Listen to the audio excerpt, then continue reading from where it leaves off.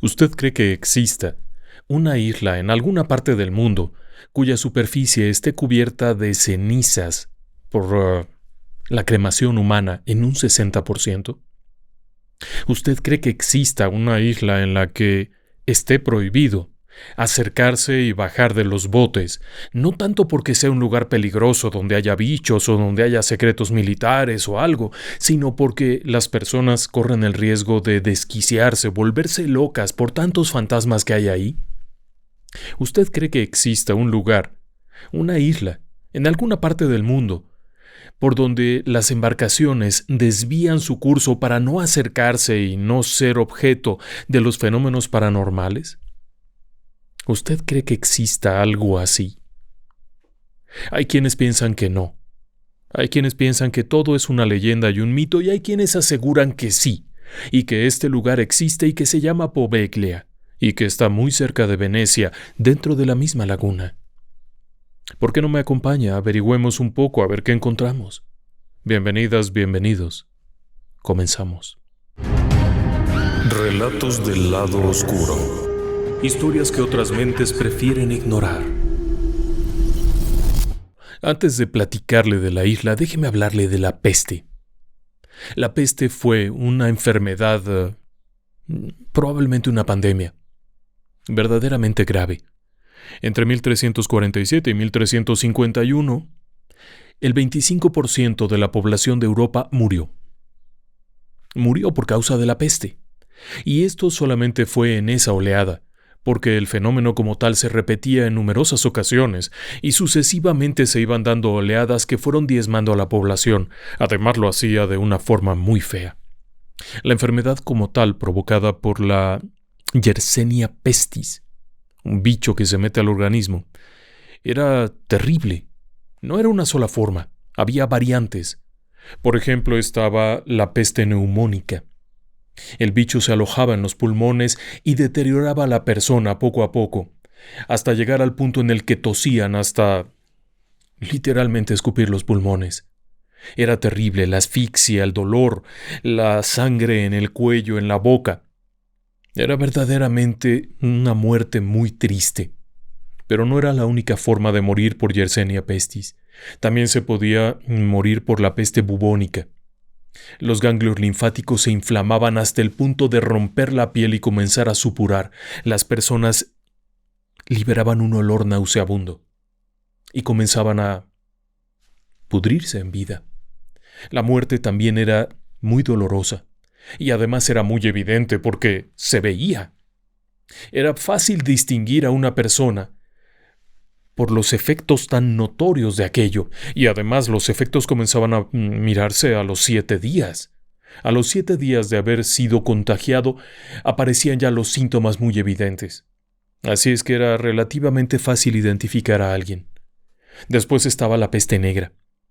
La peste negra también era causada por la Yersinia pestis, pero había una diferencia. Era también conocida como peste septicémica. El cuerpo como tal, iba infectando los tejidos, se iban infectando sus tejidos, y estos se iban descomponiendo, dando una tonalidad al cuerpo negra. No importaba de qué color fuera la piel, la descomposición de esos tejidos y en general de todo el cuerpo derivaba en que la persona se viera con una tonalidad negra, parda o inclusive morada. En este caso también se liberaban olores horrendos. Y también era relativamente fácil identificar a una persona con estas características, y claro, los contagios eran muy fáciles. Por vía respiratoria, la persona que se infectaba con la peste neumónica fácilmente lanzaba efluvios a todas partes. No solamente era respiratorio.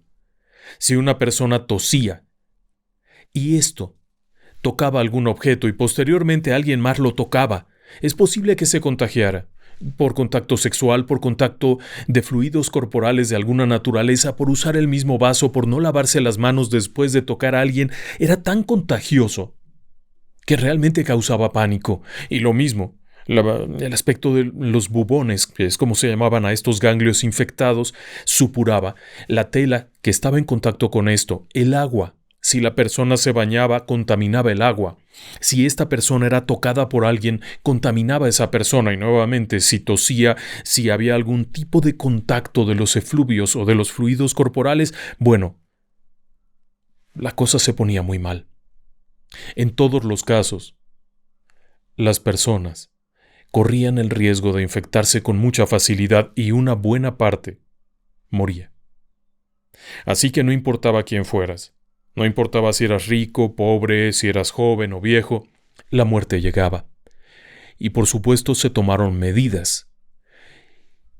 Controlarla era muy difícil, puesto que no se sabía nada. No sería sino hasta bien entrado el siglo XIX que se supo que esto era una bacteria, que se supo que se podía controlar un poquito de alguna forma. En aquel entonces, cuando aparece en los años de 1347, la gente no tiene idea.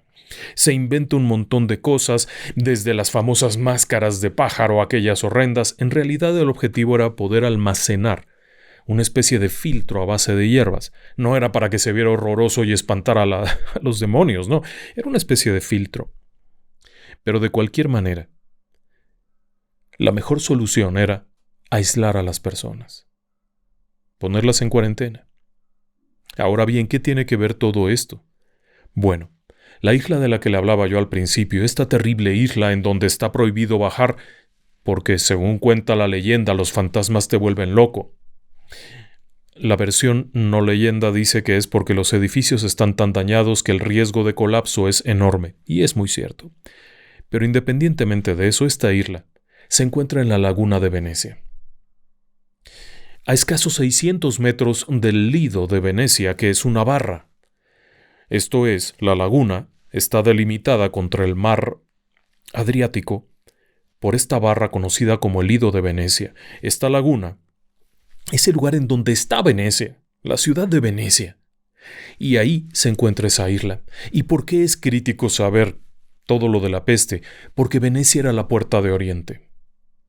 Si usted traía cosas desde China, esta era la puerta de Oriente. Si venía del África, si venía de Medio Oriente, de donde viniera, Venecia era un punto de paso. Encontrándose al norte de Italia, por las regiones croatas y todo esto, cruzar por ahí era mucho más fácil que cruzar por las montañas. Cualquiera que viniera trayendo mercancías sabía que podía tomar un barco en alguna parte de Turquía y navegar, cruzando por Venecia y de ahí la puerta a Europa. Así que aquí llegaba todo tipo de personas y por supuesto que la peste llegó. Llegó y afectó esta ciudad como pocas cosas. En aquellos años de la peste se abrieron los llamados lazaretos. Los lazaretos eran lugares para poner a las personas enfermas, o aquellas que se suponía que estaban enfermas. El primero de ellos fue el famoso Lazaretto Vecchio. El Lazaretto Vecchio era una isla. Esta isla, un poco más al norte de Poveglia, se utilizó en aquellos años y hasta 1630 más o menos.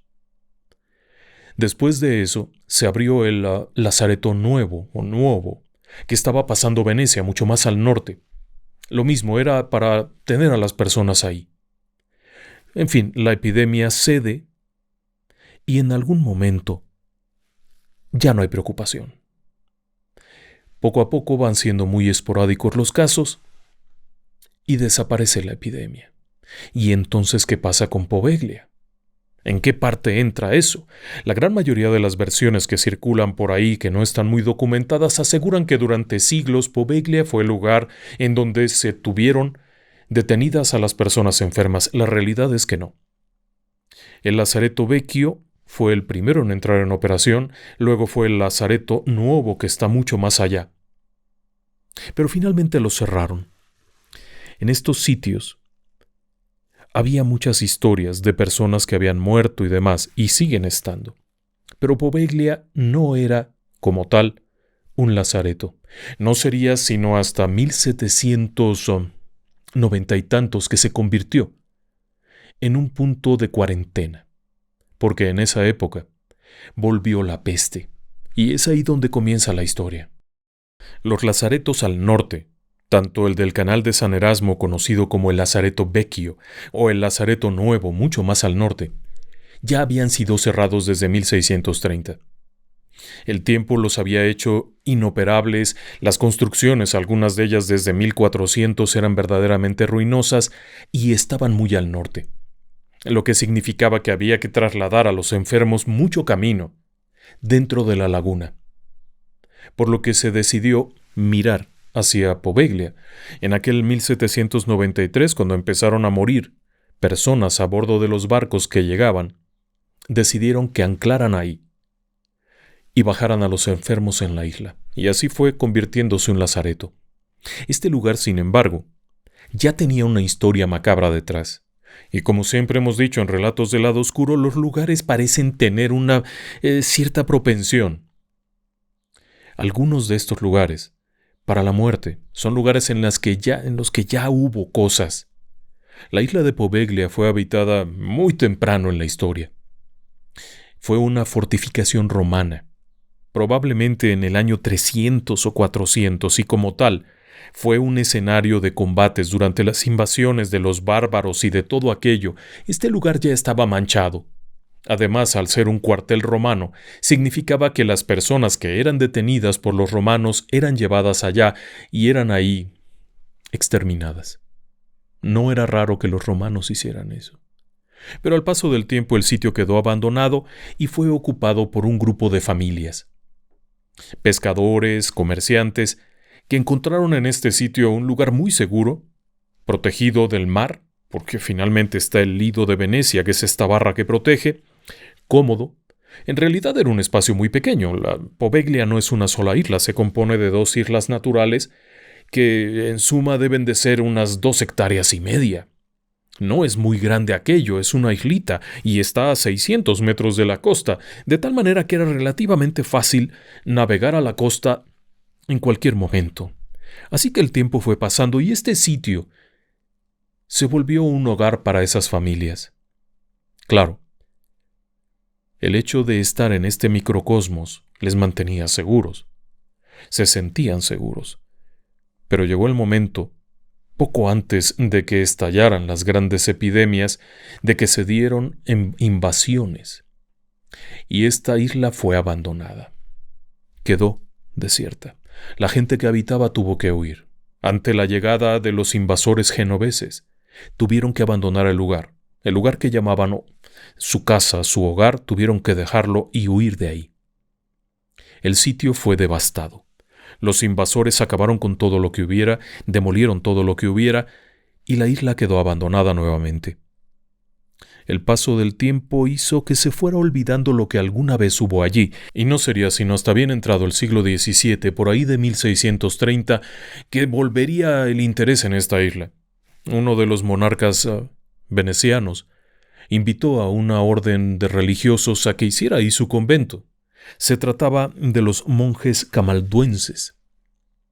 Y sí, fueron allá, era una gran oferta, era un sitio apartado, silencioso, muy bueno para la reflexión, muy bueno para la meditación, para las cosas que hacen los monjes que se pasan todo el día allí en silencio.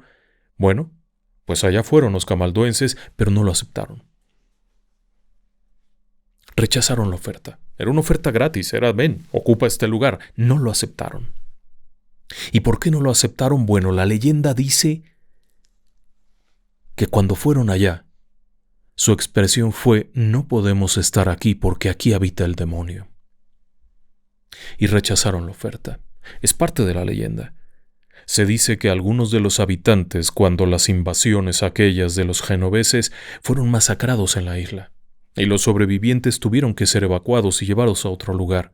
La realidad es que deben de haber sido bien pocas personas, porque el espacio como tal es muy pequeño, la isla es muy pequeña. Así que no podría haber habido ahí miles de personas. Sin embargo, los camalduenses rechazan la oferta y dejan aquello en solitario. Algunos años después, los militares vuelven a la isla para establecer una fortificación. Pero curiosamente, y aquí insisto mucho en lo de curiosamente, no hay como tal la fortificación en la isla, sino que se construyen fortificaciones llamadas los fuertes octagonales, que eran una especie de islas creadas artificialmente. Se clavaban pilotes de madera, se ponían tablas y se iba rellenando de tierra como una especie De isla artificial se construyeron 4, pero ninguno en la propia isla, sino en los alrededores. Hoy en día solo queda uno. ¿Por qué lo hicieron? Simplemente era un punto de protección. Si alguien entraba por la bocana de la laguna, por esta brecha que se abre entre el Adriático y la laguna de Venecia, tendría que pasar forzadamente frente a la isla de Poveglia, en donde se encontraban estas 4 fortificaciones que podrían ofrecer una defensa apropiada. Pero no las hicieron en la isla. Aun cuando era más costoso, aun cuando era más complicado, la leyenda dice que eso se debe a que los propios militares, cuando llegaron al lugar, se vieron sobrecogidos con los fantasmas y las cosas horribles que ocurrían ahí ya desde aquel entonces. Las fortificaciones finalmente fueron abandonadas también muy pronto. Y nuevamente la leyenda dice que eso se debe a las almas en pena que habitaban aquel lugar. Pero como fuera, los militares fueron dejando también este punto y en parte la visión más lógica explica que no tenía sentido, puesto que el Lido, que es esta barra que divide el mar de la laguna, fue mejor lugar para hacer fortificaciones. El asunto está en que aquello vuelve a quedar en el más absoluto olvido. La hierba crece, 3 de los fuertes se destruyen, solo queda uno, y de pronto regresa la peste. Ahí se habían construido algunas pequeñas edificaciones, almacenes, cosas que guardaban ahí las personas, herramientas de pesca, todo eso. Cuando desata de nuevo la peste, en aquel 1793, se dan cuenta del riesgo que están corriendo. Todavía no se descubría que esto era un bicho. Todavía no había ningún tratamiento. Así es que cuando llegan 2 barcos con muchos enfermos, deciden amarrarlos ahí, amarrar los barcos, y cada persona que iba muriendo la llevaban a la isla, y ahí la enterraban. Pero después se enteraron que esto iba creciendo y que la epidemia iba creciendo también en la ciudad, y que también en la parte de arriba, y aquí y allá, y por todas partes, hasta el punto en el que deciden convertir este sitio en un lazareto, volver a traer aquí a las personas enfermas, y cada barco que llegaba era examinado. Y si adentro había alguna persona que parecía enferma, el barco era amarrado por ahí. Y esperaban la famosa cuarentena, los 40 días, 40 giornali. De ahí viene cuarentena. El detalle es que, obviamente, muchas personas iban enfermando e iban muriendo, por lo que se decide construir una instalación mayor para alojar ya no solamente a los que vienen de los barcos, sino a las personas que se enferman. Y es como son llevados ahí. Muchos de ellos no encuentran la salida. Es tal la cantidad de personas que va muriendo que tienen que ser sepultadas. Y se cuenta que con el paso del tiempo ya no hubo espacio, sino que era necesario quemarlas. Los cuerpos que eran arrojados desde los barcos eran puestos en una pira y encendidos hasta que se quemaban, y después las cenizas eran esparcidas. De ahí que se diga que el 60% de la superficie de la isla no es otra cosa que cenizas humanas de personas que fueron cremadas. Es parte de la leyenda, si usted lo quiere ver. Lo que es un hecho es que en excavaciones posteriores se encontraron los llamados fosos de la peste, que al igual que en Inglaterra y en muchas partes de Europa, alojaban cadáveres de aquella época, y aquí se estima que había cerca de 100.000 cuerpos sepultados. En un espacio tan pequeño, 6.000 cuerpos fueron enterrados en los fosos. Pero también había barbaridades ahí. Había veces que no estaba enferma la persona, y eso es lo que se cuenta, que muchos eran llevados simplemente para deshacerse de ellos. Tienes un reo molesto, alguien del que ya te quieres deshacer, lo mandas al lazareto. Tienes un enemigo político. Recuerde usted que era una época de muchos pleitos políticos, de muchas intrigas, pues decláralo enfermo y llévalo para allá. Era una buena forma de deshacerse perversamente de los adversarios, de una esposa que está reclamando mucho o que se dio cuenta de algún asunto ahí pasional. Venga, se enfermó, llévala para allá. Y así se acababa el problema. Con unas pocas monedas, acababas con la vida de alguien y lo desaparecías para siempre. Ya fuera que lo arrojaran al foso de la peste o que lo cremaran, si es que es cierto eso, te deshacías de aquello. El asunto está en que tampoco duró para siempre. El brote de peste no fue tan significativo en cuanto a duración, fue muy virulento.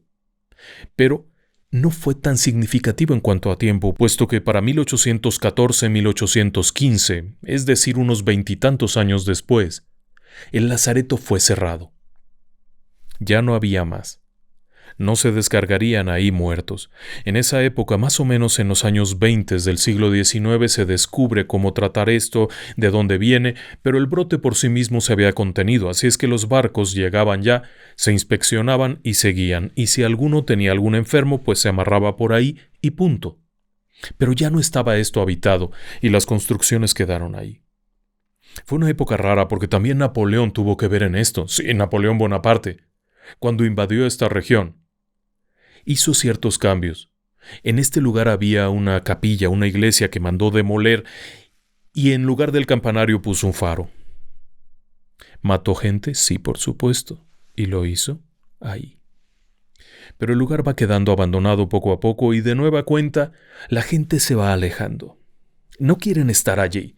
Hay invitaciones para que se instalen cosas, para que se habilite como una prisión, cosa que nunca ocurrió. La realidad es que sí se mandaron algunos reos. Dado que esto estaba desocupado y tenía las facilidades como para una cárcel, sí se enviaron reos. Sin embargo, no se quedaron, ¿y sabe por qué? Por miedo. Bueno, eso cuenta la leyenda. Ya le digo que muchos opinan que nada de esto es cierto.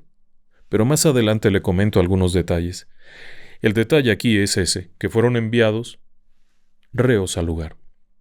Y desquiciados pedían que los llevaran de regreso, a tierra firme. Así es que en realidad una prisión como tal nunca se estableció.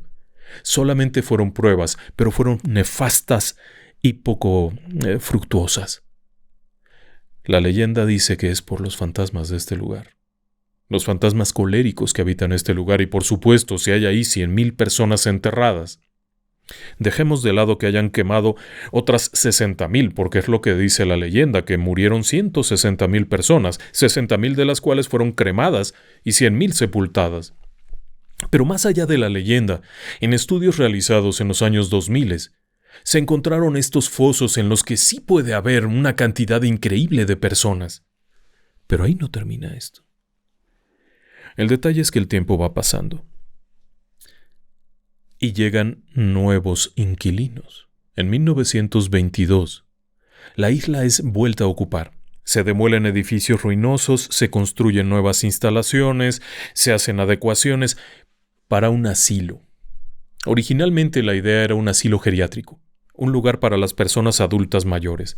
La realidad es que se convirtió en un hospital psiquiátrico. Bueno, en un asilo para enfermos mentales, porque de hospital tenía muy poco.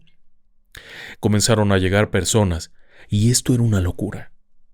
Y era una locura, no tanto porque llegaran personas con padecimientos mentales, sino porque estando ahí, literalmente se desquiciaban, asegurando que oían cosas, veían cosas, el miedo y el horror. Además, también surge la leyenda del médico loco. No se ha podido demostrar que sea cierta, pero tampoco se ha negado categóricamente. Hay evidencia contundente de que existió un hospital psiquiátrico en este lugar, de que existían tratamientos aberrantes, de que se hacían cosas horrendas. La leyenda del médico dice que este tipo, al llegar allí, sintiéndose poderoso o quizá poseído por algún alma negativa, comenzó a realizar tratamientos horrendos. Desde lobotomías, perforar la cabeza para neutralizar a una persona y dejarla como vegetal, castración, para ver si reaccionaban positivamente enfermos que resultaban ser violentos, agresiones sexuales, por supuesto, abusos, golpes, muerte, todo lo que se puede imaginar. Según cuenta la leyenda, este tipo, sin embargo, terminó arrojándose desde lo alto del faro, que en aquel momento todavía era un faro. Posteriormente se cambió de nuevo a campanario, pero que era un faro. Se lanzó desde ahí, aterrado porque era perseguido por los fantasmas de la isla, entre los cuales estaban los antiguos fantasmas y los nuevos, los que él había creado. El propio doctor se habría convertido en uno de ellos. Sin embargo, Aun cuando no se ha demostrado que esta leyenda sea real, lo que sí se ha demostrado es que en el lugar había cosas raras. En cuanto al tratamiento de las personas. Por ejemplo, y de nueva cuenta, este lugar era ideal para deshacerte de alguien indeseable. Alguien que te resultaba incómodo. Un hijo rebelde, una hija enamorada de algún plebeyo. Venga, te vas a la isla, y de ahí no salías. Aunque ciertamente tampoco duró muchos años. El psiquiátrico de Poveglia fue abandonado en 1968. Muchas personas dicen que es que las instalaciones estaban en muy malas condiciones, o que los tratamientos ahí no eran reales, sino simplemente abandonar a los enfermos a su suerte, que resultaba caro darle mantenimiento, darle servicios, etc. No lo sé.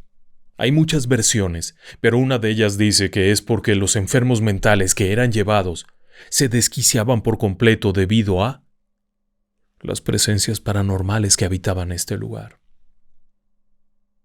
En 1968 el lugar queda vacío, y así se queda. El sitio fue totalmente abandonado.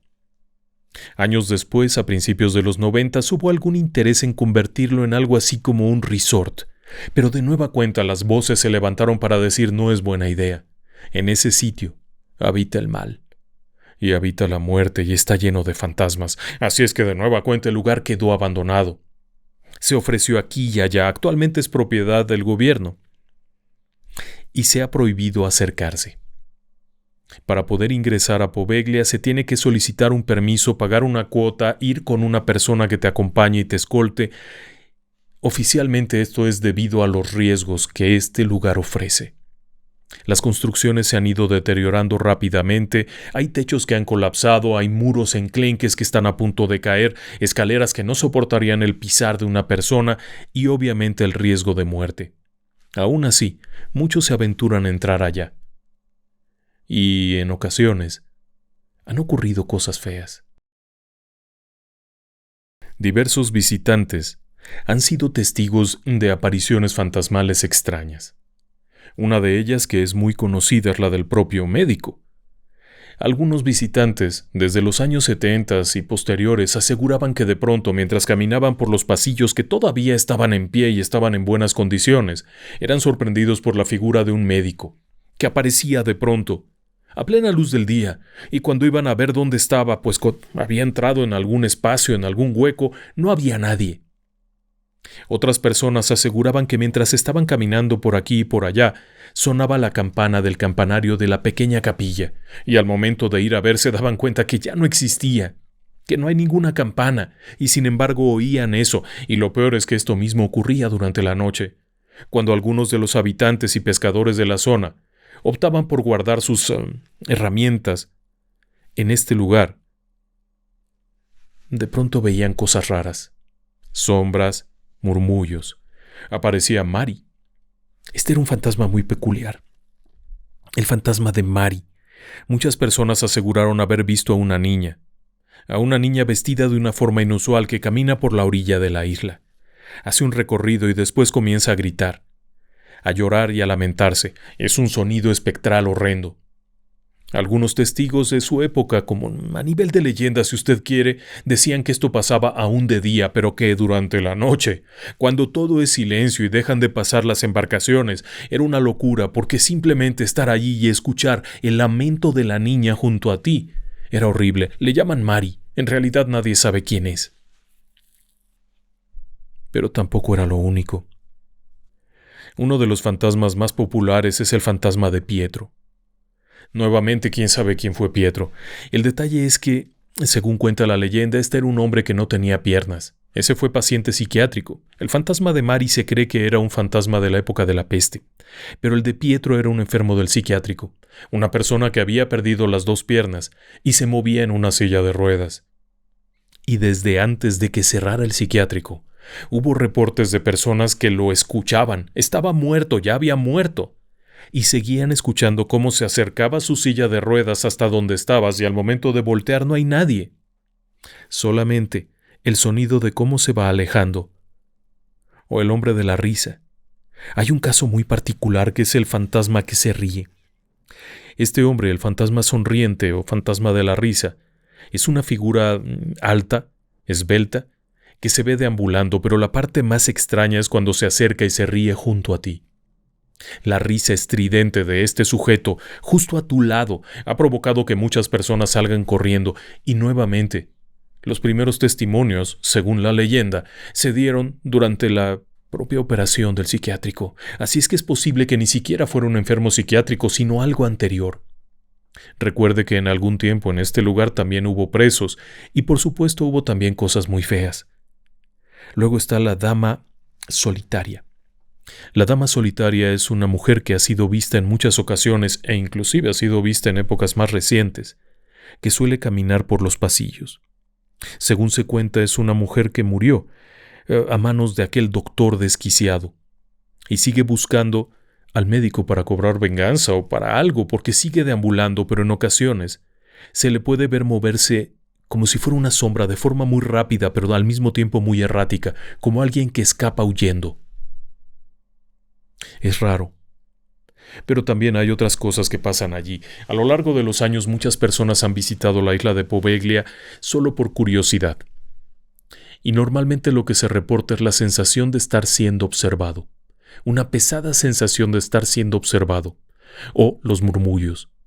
Eso es algo muy curioso.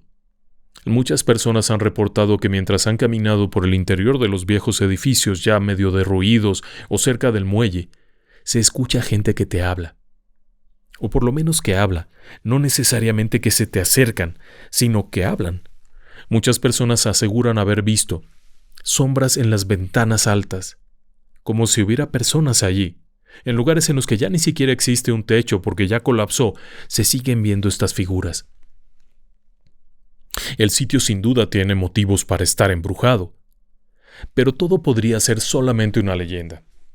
De hecho, hay quienes afirman que todo el boom paranormal de la isla surgió tras un programa de televisión estadounidense a principios de los 2000, cuando se habló mucho de los fantasmas de Poveglia, pero que antes de eso no había nada. Sin embargo, también es un poco contradictorio, porque mientras que se asegura que no ocurrió nada ahí y que todo es mentira, arqueólogos encontraron cerca de 100.000 cuerpos, y lo más curioso que encontraron no solamente fueron los restos humanos, es decir, esqueletos que estaban ahí dispersos en la isla, sino que también hubo una fiebre vampírica. Sí nos faltaba algo con esta isla. Algunos de los cráneos que fueron encontrados en estos yacimientos de la peste tenían insertado una piedra en la boca. ¿Se acuerda usted que esa era la forma de controlar a los vampiros?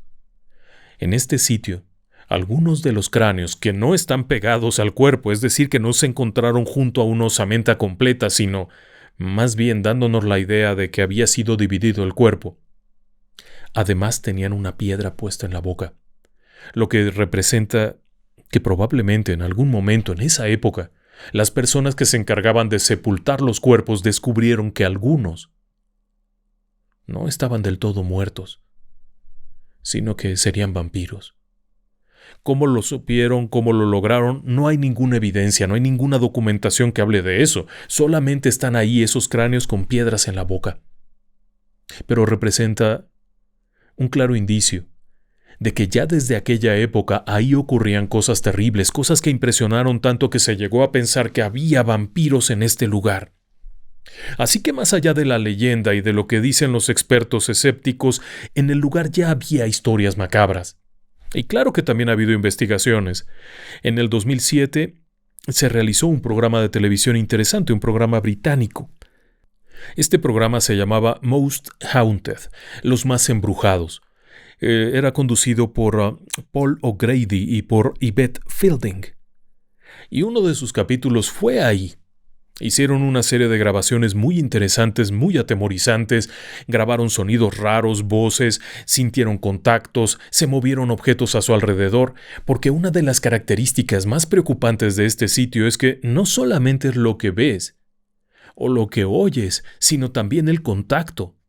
Algunos de los testigos han asegurado haber sido arañados, empujados, mordidos por cosas que no vieron. Pero aparte de O'Grady y de Fielding, que estuvieron ahí en esa época y grabaron cosas que aseguraron fueron reales, también estuvieron los chicos de Ghost Adventures. No sé si usted se acuerda. Ghost Adventures o Ghost Adventures con Zach Bagan, el famoso investigador paranormal que ha estado metido en la mitad de los fenómenos paranormales últimamente. Bagan se estuvo allá para el episodio 3 de la temporada 3 del 2009. Y las grabaciones fueron de lo más extraño, vivieron episodios rarísimos. En uno de estos episodios, en uno de estos momentos, el propio Zach Bagans comenzó a actuar de forma rara, agresiva, impulsiva. Completamente irreflexivo, atacó a su compañero de equipo, hizo cosas raras, habló cosas raras, como si estuviera poseído por un espíritu cuando reaccionó.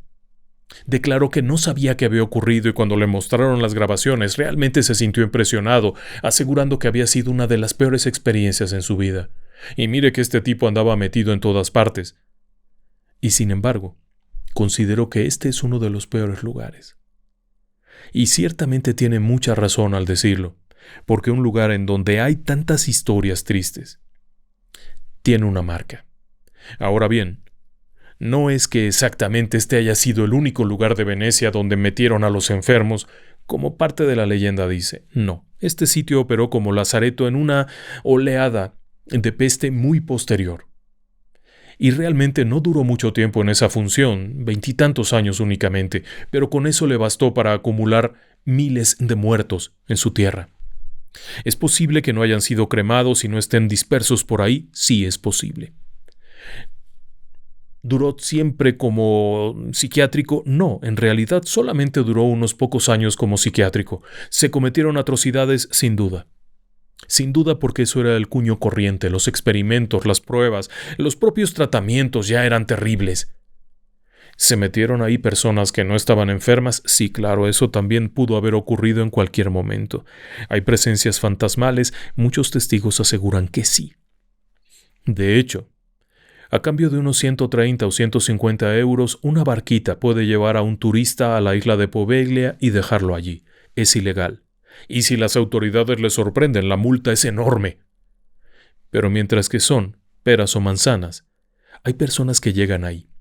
Hay muchos videos en YouTube de escurridizos sujetos que llegan ahí y se filtran, solo por curiosidad. Algunos aseguran no haber sentido nada, otros cuentan historias tremendas. Pero para nosotros en Relatos del Lado Oscuro que hemos recorrido, por lo menos, a nivel de la imaginación si usted lo quiere, pero que hemos conocido las historias de muchos lugares, este sitio reúne las características de un sitio embrujado. Un lugar donde han pasado sucesivas tragedias, donde ha habido muerte, donde ha habido tristeza, desesperanza, donde ha habido encierro, donde ha habido maldad. Son lugares que se quedan marcados, y este, sin mucho lugar a dudas, es uno de esos. Muchas gracias por haberme acompañado esta noche. Muy buenas noches y que descansen en paz.